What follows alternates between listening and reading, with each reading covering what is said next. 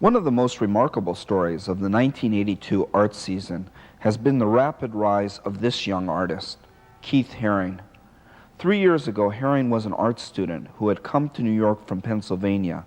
Now at the age of 24, by doing graffiti in public spaces, he has become not only an art world success, but also a genuine media phenomena. We are watching Haring draw the simple outline images that have become so conspicuous in the New York City streets and subways. Because Haring usually draws these motifs illegally, and because he repeats his images numerous times, he has learned to work fast. The images are well rehearsed and are done with a sure, firm sequence of strokes.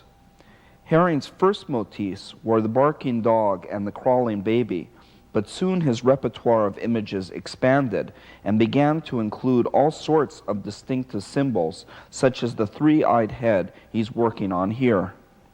Haring's art looks simple, and many of his images have been spontaneous creations.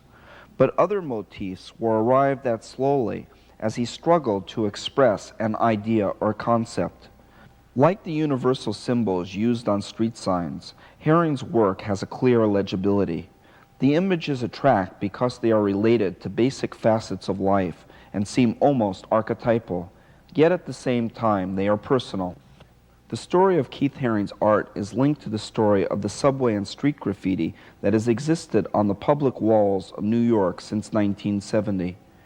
Haring first met South Bronx graffiti writers at the seminal Times Square show of 1981, and it was then that he decided to do his cartoon drawings directly on street and subway walls.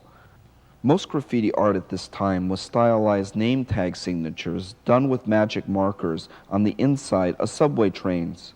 Haring would do his picture symbols in white chalk on the black tar paper that was used to cover up expired advertisements in the stations. The energetic Haring would make weekly forays into the city subway, and soon his drawings of running, falling figures, dogs, televisions, and crawling children became a familiar sight to every Manhattan train rider. People identified with the faceless figures, and they watched with fascination as Haring's symbols evolved and mutated.